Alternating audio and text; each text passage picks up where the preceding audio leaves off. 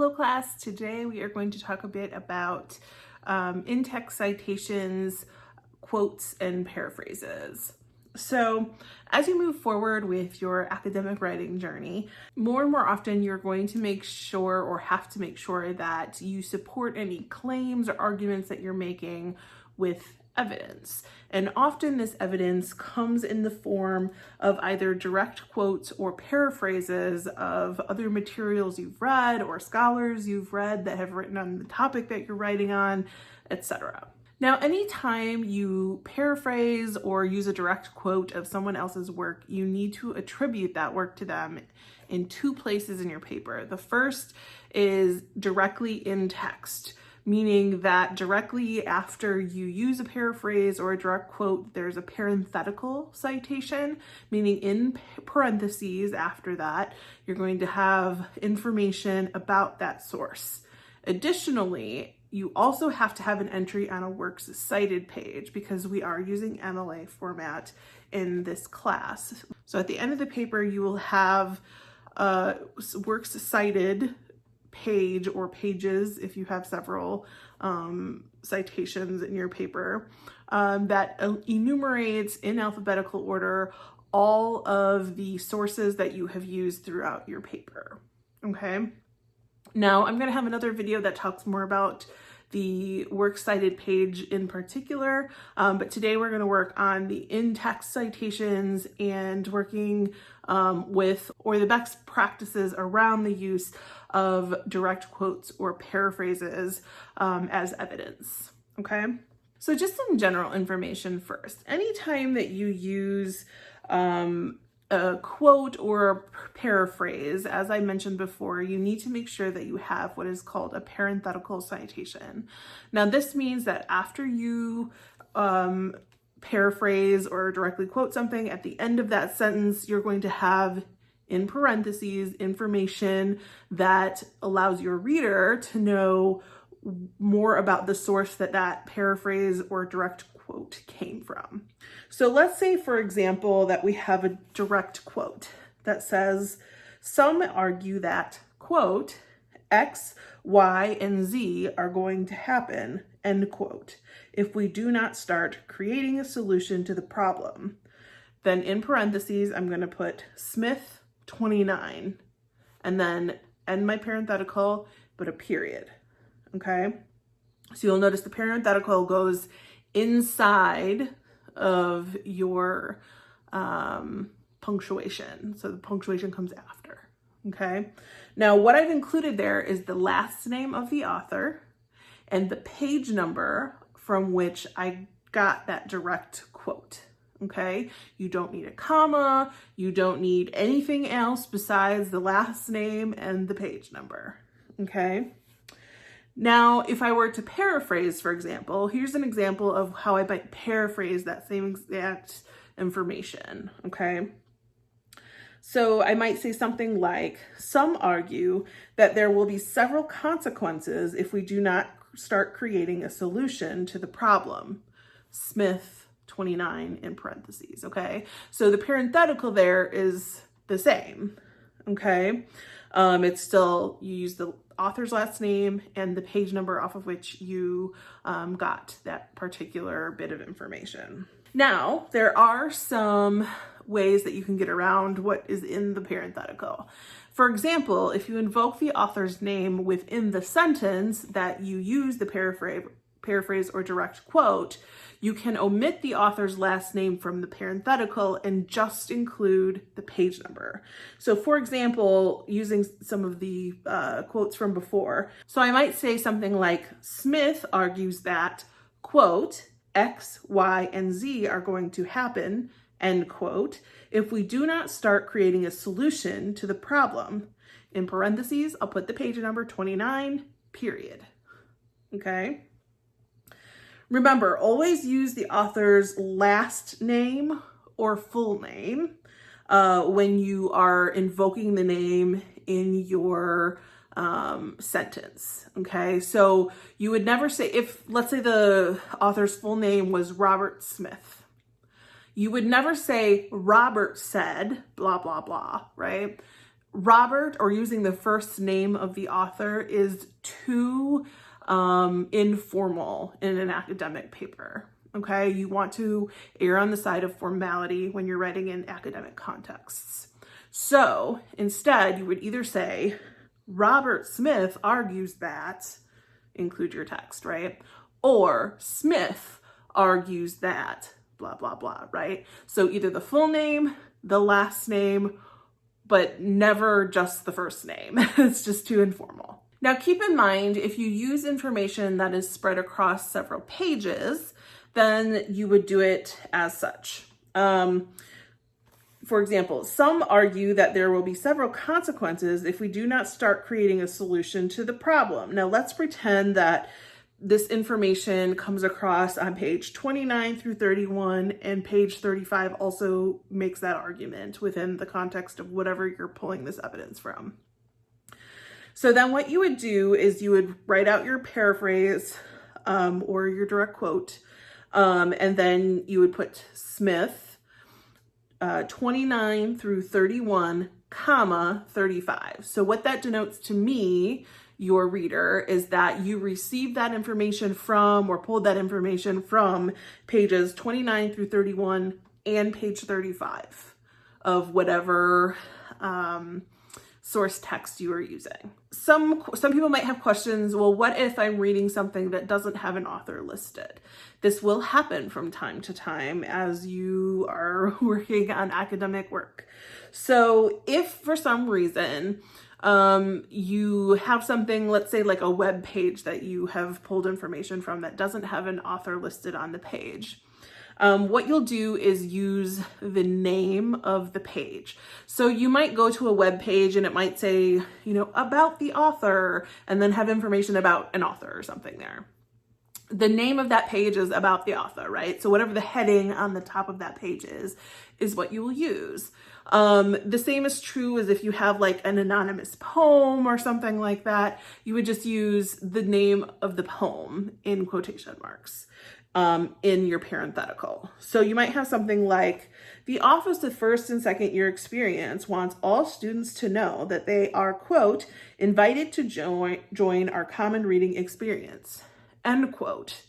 Then you'd add your parenthetical, and in this, the name of the webpage I pulled that from is called Common Reading Experience. I put that in quotations and then end my parenthetical, period. Okay, so it's from a website. It doesn't have a page number or anything associated with it or anything like that. So I'm going to omit the page number because it doesn't have one. I'm just going to put the name of the web page there. Okay.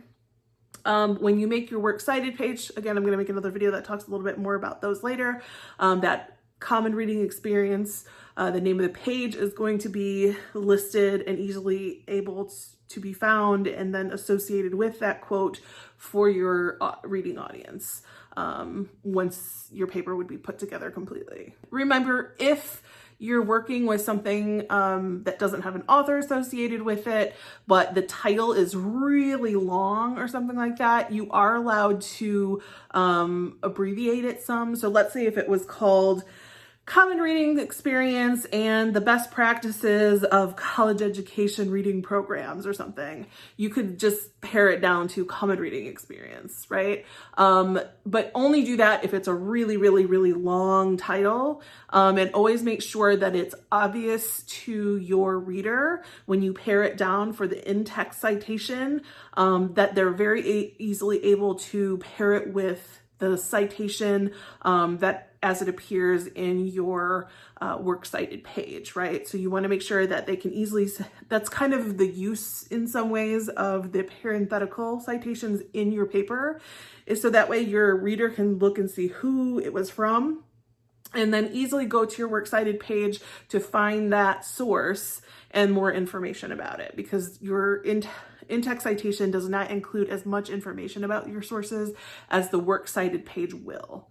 Okay, so it's an association method for your audience. Okay, so we also need to talk about long quotes, because sometimes you're going to need more than just, a sentence or so worth or a partial sentence worth of information from your source. So although you should generally avoid using long quotes as much as possible and paraphrasing those instead, if for some reason you need to use a longer quote, you should be formatting that in what is called a block quote format. So how this works. So I might say something like the following, if this was a paragraph in a paper I was writing. J.K. Rowling is an incredibly well-known author. One of her best qualities is her ability to describe her characters in ways that really make them come alive. From the first page of Harry Potter and the Sorcerer's Stone, Rowling presents this ability through her description of the Dursley family. And then this is going to be the start of the block quote. And what it means is that information is going to be pushed in. Instead of putting it in quotes, literal quotes, you're going to omit the quotes. You're going to enter down and then use your tab key and make sure the whole quote is indented a half an inch. So just one tab key. And then you're going to make sure your full quote is tabbed in like that. And then the quote goes as follows. Mr. Dursley was the director of a firm called Grunnings, which made drills. He was a big, beefy man with hardly any neck, although he did have a very large mustache. Mrs. Dursley was thin and blonde and had nearly twice the usual amount of neck, which came in very useful, as she spent so much of her time craning over garden fences, spying on the neighbors. Period. And then you put your parenthetical. So this is a little bit opposite of when you're using shorter quotes, right? Where the parenthetical goes inside your sentence structure and then the period goes after. When you're doing a block quote, it's opposite. So you'll end your sentence with the period and then put your parenthetical. So this would be Rowling 1, for example. It's on the first page of Harry Potter and the Sorcerer's Stone. So just make sure you keep that in mind when you're putting those together. You do want to make sure that you format them correctly in MLA format, and that's how you format a block quote in MLA, okay? So let's talk about some hints and best practices around using quotes. So first of all, it's not a good idea just to throw in a quote into something and call it a day. Instead, you want to choose the most important pieces of information and work that into your work as a quote or a paraphrase. So one of the best things to do, particularly if you're using a quote, is to use what I call a lead-in. So instead of just putting in your quote as a sentence of its own, you will add a little bit of a blurb to begin with. So I might say something like, some may argue, comma, so that's my work, some may argue, comma, and then add in my quote. So I'd use my lead-in, some argue that, quote, X, Y, and Z are going to happen, end quote, if we do not start creating a solution to the problem. And then I'm going to put in the parenthetical. So open parentheses, Smith, 29, close parentheses, period. Another thing to keep in mind is you always want to make sure that it is clear to your audience the importance of the quotes that you are using. So you'll always want to make sure that you explain why you're using a certain quote or what the importance of that quote is or how it helps to prove the point you're trying to make or helps to support whatever point you are trying to get across to your audience, okay? You should never assume that just because you throw in a quote that your audience is going to automatically understand why that quote is important or how it plays into the argument that you're trying to make. You need to make those connections for your audience. That is part of your job as an academic writer. So here's an example. I might say something like, Harry Potter suffered quite a lot of abuse at the hands of his aunt and uncle. This abuse is likely a response to his aunt and uncle's disapproval of his parents' magical background. In fact, quote, Mrs. Dursley pretended she didn't have a sister, end quote, and comma. She suggested she, in her own mind, could pretend as though magic did not exist, by simply refusing to acknowledge the existence of anyone who practiced the craft. Start my parentheses, Rowling, to, end parentheses, period. Okay. So I didn't just flop in a quote there. I set up the quote and helped to explain how that quote helped to make the point I was trying to make. Okay. So Mr. and Mrs. Dursley don't like magic. So Mrs. Dursley pretended like she doesn't have a sister because in her mind, that kind of made it seem like she could just pretend like magic didn't exist. Okay, so I set up the quote with a lead-in, and then I put in my quote, and then I helped to provide some additional explanation of how that quote fed into or worked with the argument I was trying to make.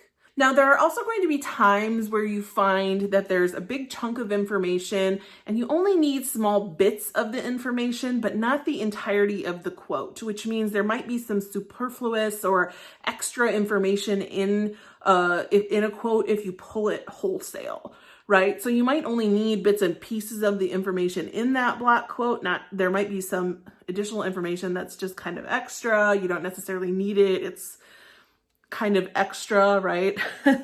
So there are ways that you can abbreviate or take some unnecessary information out of a quote by using bracket, ... end bracket, okay?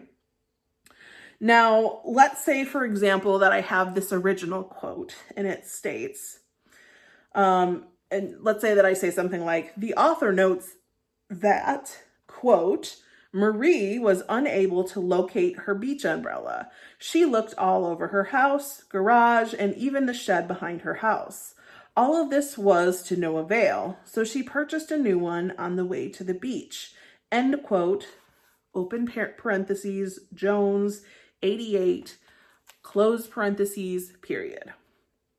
Now, some of that information is probably a little bit more than we need. For example, maybe we don't need to know everywhere that Marie searched for her umbrella. We just really want to get the point across that she tried to find her umbrella, couldn't find it, so she ended up buying a new one on the way to the beach. Okay, so I might want to just cut out some of that information regarding, she looked everywhere and whatever. So I might abbreviate that quote in the following manner. The author notes that, quote, Marie was unable to locate her favorite beach umbrella, open bracket, ... end bracket, so she purchased a new one on the way to the beach, open parentheses, Jones, 88, end parentheses, period.